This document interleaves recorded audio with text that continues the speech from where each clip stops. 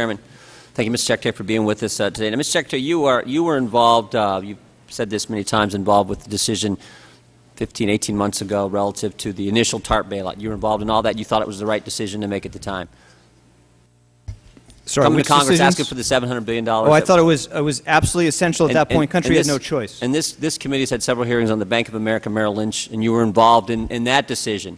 We have emails that talked about, you were in the loop, you knew what was going on there, you were supportive of what took place with the merger of, with the acquisition of Merrill by Bank of America. Yes or no?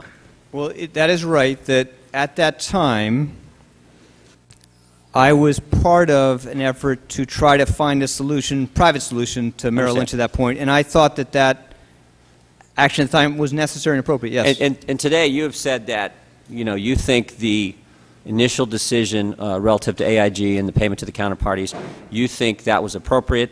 You've stated that strongly in your written testimony. You talk about this is in the best interest of the American people.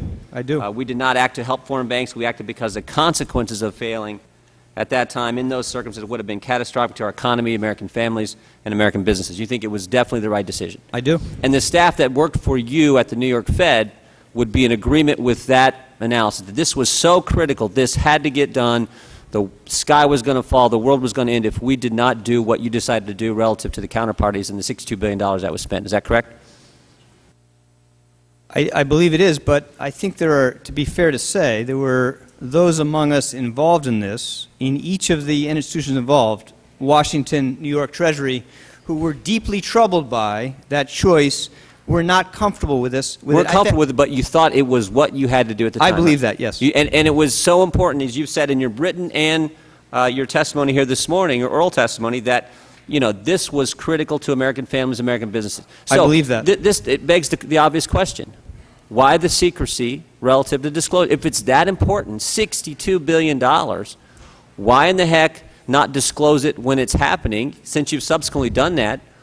Why the secrecy? And frankly, why weren't you involved? If it's that critical, if it's that important, why in the heck did you recuse yourself? Why weren't you involved? Well, again, just to step back a sec, when the Fed disclosed this in March of 2009, I thought it was the right thing to do.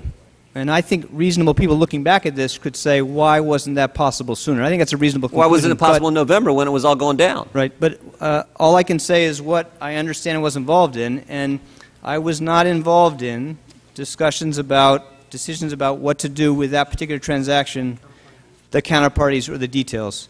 And that's because let me ask you this. Do you believe the decision that was made by the folks who work for you at the New York Fed to not disclose until March and not disclose when it was all taking place, do you support that decision? Congressman, as I said, yes or no? I mean, you've said you're for transparency. You said this was so critical, the world was going to end, everything was going to go to, Let me tell you something. Let me tell you something I deeply believe. Okay, it is very hard to put yourself in shoes you did not occupy, and have really a fair sense to evaluate those actions in that case. And I don't feel like I can put myself in their shoes at that time. Let me tell you what I think happened. But I do believe that they acted with great integrity, care, and judgment. Here's what happened. Here's what happened. Mr. Lynch was on the right trail over here. I mean, this is a pattern. We've seen it. You came to the Congress of the United States. You said, "Give us $700 billion of taxpayer money." I did not do that. No, I'm saying the government. The government came to the Congress and gave us $700 billion. Your government. Your president at that time. I understand. I mean, I didn't say Democrat or Republican. I understand the government. Give us the money. We're going to go buy the troubled assets. They didn't do that. 9 days later, 10 days later, as Mr. Lynch put it out, you were in the room when they told the 9 biggest banks, we're not going to buy the troubled assets, you're going to take the TARP money. And that was one of the best decisions, one of the most important decisions. But understand the pattern. The Congress of the United States was told one thing, 10 days later, entirely different action was taken place. I don't think that's actually correct. What Congress authorized You don't think that Congress passed that bill because they understood that the money that the taxpayers were going to put up was going to be used by troubled assets? Well, as I said, I can't put myself in your shoes, but I think the salient point is that the authority that President Bush asked for gave my predecessor the authority to put capital in banks. And doing that, here's the pattern, Mr. Geithner. Mr. Secretary, here's the pattern. The government comes to the taxpayer and says, we need more of your money, we need a boatload of your money, the world's going to end, we're going to do it, we want it for a specific purpose, then they do it for something else. Then they come to the taxpayer and say, we need more of your money, and we're going to use $62 billion of dollars, and they don't disclose to the taxpayer what's going on. This is why we never should have traveled down this road.